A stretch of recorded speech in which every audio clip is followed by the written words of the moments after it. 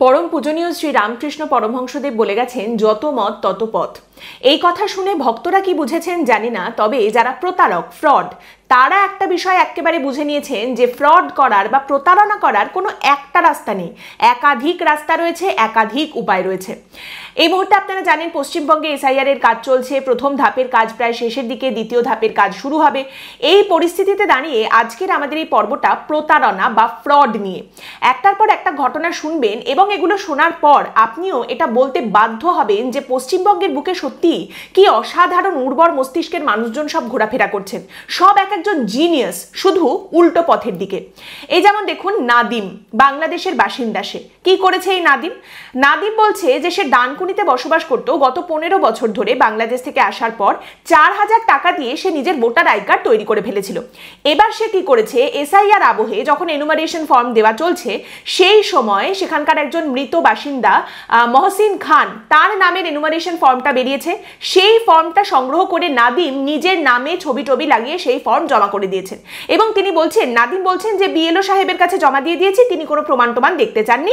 আমি নাদিম কিন্তু আমি মহসিনের নামে ওই সমস্ত মহসিনের নামে যে এনুমারেশন ফর্মটা এসেছে সেখানে সব ডিটেলস জমা দিয়ে দিয়েছি, সেখানে সব পূরণ করে দিয়েছি।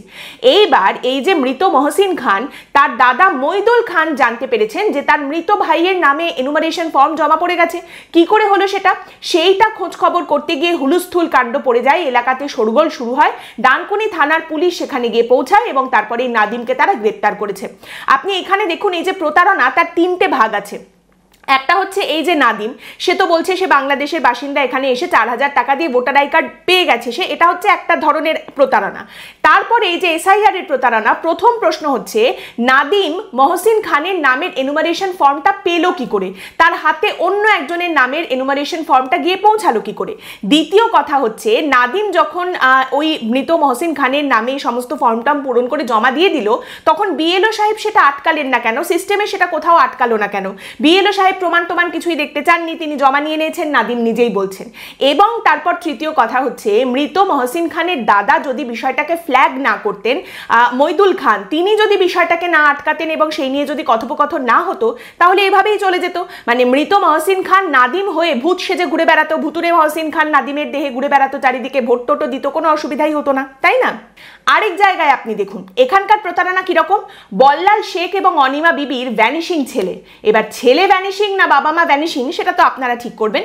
হায়দার শেখ, এবার তার ভোটার আই কার্ড রয়েছে, তার পাসপোর্ট রয়েছে, সব জায়গায় দেখা যাচ্ছে বাবা মার নাম হিসেবে লেখা রয়েছে বল্লাল শেখ এবং অনিমা বিবি।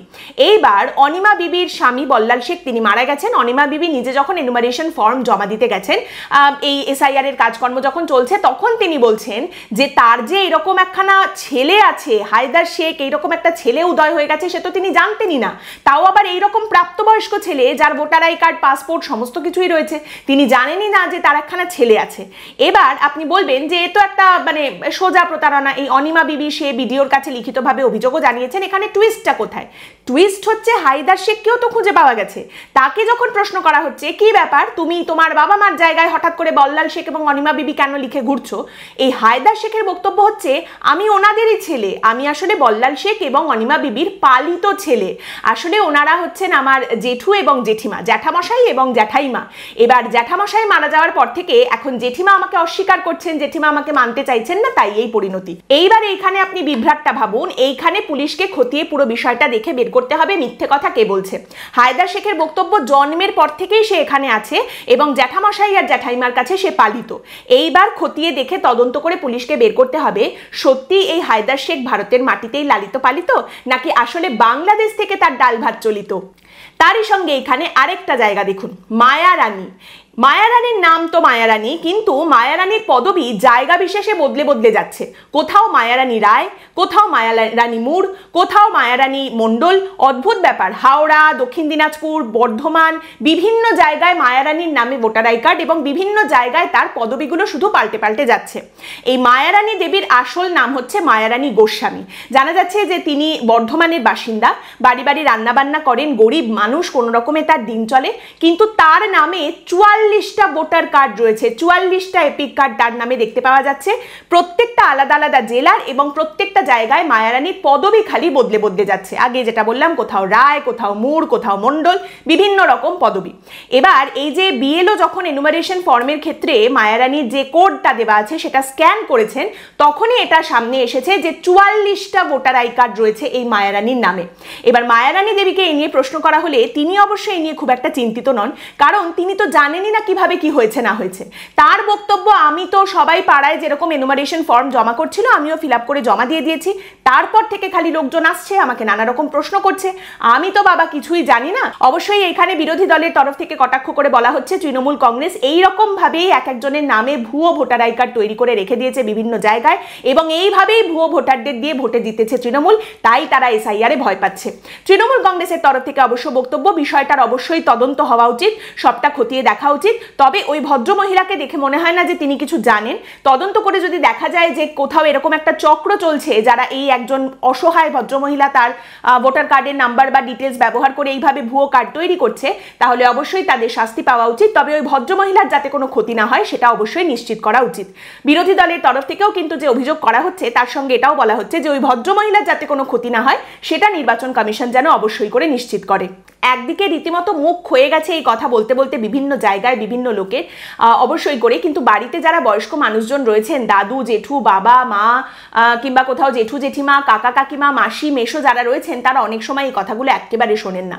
দেখুন, একটা কথা আমিও এর আগে বলেছিলাম পর্বে, এবং আমি বিভিন্ন জায়গায় পই পই করে সবাইকে এই কথাটা বলে যাচ্ছি, ওটিপি শেয়ার করবেন না। এবার এখানে যেটা একটা দেখতে পাওয়া যাচ্ছিল, এসআইআর আবহে ফোন করে ওটিপি চাওয়া হচ্ছিল, এটা একটা স্ক্যাম চলছিল। বেসিক্যালি 3 রকম ভাবে ফোন আসছিল। এক হচ্ছে, আপনার এই এনুমারেশন ফর্মটা আমরা আপনার বাড়িতে দিয়ে এসেছি, আমি বিএলও বলছি আপনার ফর্ম সব ঠিকঠাক আছে কিনা অনলাইনে দেখবো, আপনি একটু ওটিপিটা দিন। অথবা বলা হচ্ছে যে আপনি ওটিপিটা দিন, আপনার ফর্ম যেটা আপনি ফিল আপ করেছেন সেখানে একটা গন্ডগোল হয়েছে, সেটা কারেকশন করার জন্য আমাদের ওটিপি দরকার, তাড়াতাড়ি ওটিপিটা দিয়ে দিন। অথবা আরেকটা কথা বলা হচ্ছে, ওটিপিটা আপনি দিয়ে দিন, তা না হলে কিন্তু এসআইআরে আপনার নাম কিছুতেই উঠবে না, ভোটার তালিকা থেকে আপনার নাম একেবারে বাদ চলে যাবে, এরপর আপনাকে ডিটেনশন ক্যাম্পে পাঠিয়ে দেবে, দেশ থেকে বের করে দেবে, আপনি যে এই দেশের নাগরিক সেটা কিন্তু আপনি কিছুতেই আর প্রমাণ করতে পারবেন না, এই শেষ সুযোগ, আপনি ওটিপিটা অবশ্যই করে দিয়ে দিন। এই একটা ভাওতা দেওয়া হচ্ছে, এবং বেশিরভাগ ক্ষেত্রেই টার্গেট করা হচ্ছে এমন মানুষজনকে যারা বয়স্ক, যারা অসহায়, হয়তো সেভাবে খুব একটা কাজকর্ম বোঝেন না, অথবা এরকমও হতে পারে যাদের ছেলেমেয়েরা হয়তো বাইরে থাকেন বা দিনের একটা বেশিরভাগ সময় তারা বাইরে চাকরি করেন, কাজ করেন, অনেক রাত করে বাড়ি ফেরেন, আবার পরের দিন সকাল সকাল বেরিয়ে যান। এমন মানুষজন যারা অনেকটা একা থাকেন, অনেকটা সময় একা থাকেন, এবং বয়স্ক মানুষজন, তাদেরই কিন্তু এই ধরনের ফাঁদ পাতার জন্য ব্যবহার করা হচ্ছে। যে মুহূর্তে আপনি শুনবেন কেউ ওটিপি চাইছে, আপনি বুঝবেন যে এটা একটা ফ্রড, এটা একটা স্ক্যাম, সঙ্গে সঙ্গে ফোনটা রেখে দিন, ওটিপি শেয়ার করবেন না। তারই সঙ্গে দেখুন, এই যে এসআইআর এর কাজ চলছে, একাধিক জায়গা থেকে যে অভিযোগটা বারবার উঠে আসছে, বিএলওরা যে বিভিন্ন রকম নথি সংগ্রহ করছেন, তাতে মানুষের ফোন নাম্বার থাকছে, তাদের এপিক কার্ড নম্বর, আধার কার্ড নম্বর, অনেক কিছু থাকছে। অনেক সময় এই সমস্ত নথি, এই সমস্ত তথ্যগুলো দুষ্কৃতীদের হাতে পড়ে যাচ্ছে, এবং দুষ্কৃতীরা এই সমস্ত তথ্যগুলো ব্যবহার করে এই স্ক্যামের চক্রগুলো চালাচ্ছে, ফোন করে করে কিন্তু ওটিপি চাইছে। একবার আপনি ওটিপি দিচ্ছেন, সঙ্গে সঙ্গে আপনার ব্যাংক অ্যাকাউন্ট থেকে টাকা হাওয়া, বেসিক্যালি ওই ওটিপির মাধ্যমে ব্যাংক থেকে টাকা তুলে নেওয়া হচ্ছে, কাজেই ওটিপি দেবেন না। তবে অনেক সময় এটাও হচ্ছে, যেখানে দুষ্কৃতীদের হাতে এই তথ্যগুলো পৌঁছাচ্ছে না, একেবারে দুষ্কৃতীদের হাতে কেউ কেউ তথ্যগুলো তুলে দিয়ে আসছেন। কোথায় দেখা যাচ্ছে সেটা? অনেক ক্ষেত্রে দেখা যাচ্ছে কিছু মানুষজন যারা ফর্মটা কিভাবে ফিল আপ করবেন সেটা বুঝতে পারছেন না, অনেক সময় তারা হয়তো একটু কনফিউজ হয়ে যাচ্ছেন। অনেকে আছেন যারা জানেন, কিন্তু তারপরেও পুরোপুরি তারা কনফিডেন্স পাচ্ছেন না, আত্মবিশ্বাস পাচ্ছেন না, এবং সেই কারণে সাহায্যের জন্য বিভিন্ন সাইবার ক্যাফেতে তারা চলে যাচ্ছেন। এবার সাইবার ক্যাফেতে গিয়ে তারা তাদের বিভিন্ন ডিটেলসগুলো দিয়ে ওই এনুমারেশন ফর্মগুলো ফিল আপ করিয়ে আনছেন। সাইবার ক্যাফেতে কিন্তু এই সমস্ত ডিটেলসগুলো যে মুহূর্তে দিয়ে তারা ফর্ম ফিল আপ করছেন, সেই ডিটেলসগুলো অনেক সময় কিন্তু দুষ্কৃতীদের হাতে পৌঁছে যাচ্ছে সেই সাইবার ক্যাফে থেকে, এবং সেখান থেকে ফোন করে করে এই সমস্তভাবে ওটিপি চাওয়া হচ্ছে। আপনার নাম তোলার জন্য ওটিপি, আপনার ভুল হয়েছে সেটা কারেকশন করার জন্য ওটিপি, আপনার নাম বাদ হয়ে যাবে তাড়াতাড়ি ওটিপিটা দিন, আপনার ফর্মটা ক্যান্সেল হয়ে যাবে তাড়াতাড়ি ওটিপিটা দিন। এইভাবে ওটিপি নিয়ে কিন্তু সর্বশান্ত করে দেওয়া হচ্ছে মানুষকে, এবং আগেই যেটা বললাম, অসহায় মানুষজন, বয়স্ক মানুষজন, তাদেরই কিন্তু বেশিরভাগ টার্গেট করা হচ্ছে। তাই যদি এটা মনে হয় যে বারবার বলছি, তারপরেও আবারও বলছি, ওটিপি কাউকে দেবেন না। এবং আপনি যদি এই পর্বটা শুনছেন এবং আপনার যদি মনে হয় যে আপনার বাড়িতে এইরকম কোনো মানুষ আছেন, বয়স্ক মানুষ আছেন, হয়তো তাকে বলতে গেলে তিনি আবার বলবেন আমি সব জানি, আমাকে বেশি শেখাতে আসিস না, কিন্তু তারপরেও তাদের কানের কাছে পই পই করে বারবার কথাটা বলতে থাকুন, ওটিপি যেন কাউকে না দেওয়া হয়। নির্বাচন কমিশনের তরফ থেকে বলা হচ্ছে যে বিহারে যখন এসআইআর হয়েছিল সেখানেও কিন্তু এই ধরনের অনেক প্রতারণার অভিযোগ এসেছিল, বিষয়গুলো সম্পর্কে পুলিশকে অবগত করা হয়েছে। কাজেই বুঝতেই পারছেন কত রকম ভাবে এই এসআইআর নিয়ে কিন্তু ফ্রড করা হচ্ছে, প্রতারণা করা হচ্ছে। তাই খুব চোখ কান খোলা রেখে সমস্ত কাজকর্ম করুন। যেমন দেখুন আরেকটা ঘটনা যেখানে দেখা যাচ্ছে আহসান আহমেদ, রেহার বাবর এবং মানিক রায়, এই তিনজনকে গ্রেপ্তার করেছে পুলিশ। এই তিনজনে মিলে কি করতো, এরা নিজেদের জাতীয় তদন্তকারী সংস্থার আধিকারিক হিসেবে পরিচয় দিত, ভুয়ো পরিচয়পত্র দেখাতো এবং তারপর শিলিগুড়ি এবং পার্শ্ববর্তী অঞ্চলের মানুষকে কিভাবে বোকা বানাতো, তাদের গিয়ে বলতো তোমার এসআইআর এর জন্য সমস্ত নথিপত্র ঠিক করে দেবো আমরা, আমাদের টাকা দাও। এবং বিষয়টা হচ্ছে এরাও কিন্তু আবারও সেই টার্গেট করতো সেই রকম মানুষকে যারা অসহায়, বয়স্ক মানুষজন, যারা কনফিডেন্স পাচ্ছেন না, যারা বুঝে উঠতে পারছেন না, সরকারি কাজটা খুব ভালো করে জানেন না, কিংবা যারা পড়াশোনা জানেন না, এই রকম মানুষকে টার্গেট করছে এবং খুব সহজভাবে এদেরকে টার্গেট করা যাচ্ছে। উত্তরবঙ্গে ধরুন মানুষজন যাদের বন্যায় সবকিছু তারা হারিয়েছেন, নথিপত্র নতুন করে বের করতে হবে বা কোনো কারণে কোনো নথিপত্রে কিছু কারেকশনের দরকার আছে, এরা এসে বলতো যে আমি এসআইআর এর জন্য তোমার যা যা নথি লাগবে সব ঠিক করে দেবো, সব বের করে দেবো, আমাকে তোমায় টাকা দিতে হবে।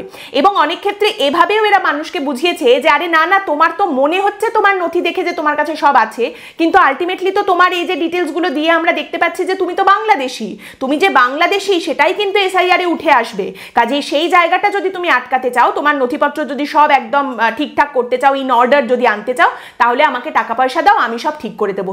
এসআইআর এর জন্য নথি ঠিক করে দেবো, নথি কারেকশন করে দেবো, নতুন নথি বের করে দেবো, এইসব কথা বলে লক্ষাধিক টাকা এরা লোকজনের কাছ থেকে তুলেছে এবং এদের গ্রেপ্তার করা হয়েছে। আপনি ভাবুন একবার কিরকম মাথা খাটিয়ে প্রতারণার জায়গা তৈরি করা হয়েছে। জাতীয় তদন্তকারী সংস্থার আধিকারিক হিসেবে নিজেদের পরিচয় দিয়েছে এবং তারপর তুমি বাংলাদেশি, তোমাকে আমি এদেশে থাকার জন্য নথি বের করে দেবো এই বলে টাকা নেওয়া নয়, এদেশেরই যারা মানুষ, যারা ভারতীয়, তাদের বুঝিয়েছে যে না না, তোমার নথি তো ঠিক নয়, তোমার নথি যা আছে তাতে কিন্তু এসআইআর এ তোমায় আটকে দেবে, বাংলাদেশে পাঠিয়ে দেবে, তুমি বাংলাদেশি এটাই প্রমাণ হবে, বরং আমাকে টাকা দাও, আমি তোমাকে তুমি যে এই দেশেরই বাসিন্দা সেটা প্রমাণ করতে সাহায্য করব, সব নথি তোমাকে ঠিকঠাক করে দেবো। এই দেশের মানুষকে কনভিন্স করেছে যে না তুমি বাংলাদেশি, তারপর তাদের কাছ থেকে টাকা তুলেছে সেই সমস্ত নথি ঠিক করার জন্য। গুনি ঠিকই বলেছেন যখন তিনি বলেছেন যে আর যা কিছুরই অভাব হোক, বঙ্গে রঙ্গের কোনো অভাব হবে না।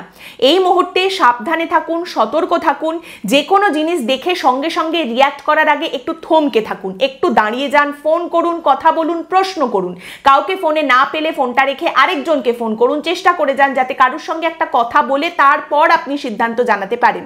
দুম করে কোনো একটা সিদ্ধান্ত নেবেন না এবং সঙ্গে সঙ্গে ওটিপি চাইলো আর দিয়ে দিলাম, কাগজপত্র চাইলো আর বের করে দিলাম, টাকা চাইলো আর বের করে দিলাম, সঙ্গে সঙ্গে এই কাজগুলো করবেন না। একটু ভাবুন, প্রশ্ন করুন, কথা বলুন, সমঝে চলুন এবং চোখ কান অবশ্যই খোলা রাখুন। অসহায়তার সুযোগ নিয়ে সর্বনাশ করার প্রবণতা সেই আদি অনন্ত কাল ধরে চলে আসছে, এর পরেও চলবে, তাই নিজের চোখ কান খোলা রাখাটা সব থেকে বেশি জরুরি। আজকের পর্ব এখানেই শেষ করছি। আপনাদের মতামত অবশ্যই জানাবেন। পরের দিন দেখা হবে অন্য একটি বিষয় নিয়ে আলোচনায়। ভালো থাকবেন।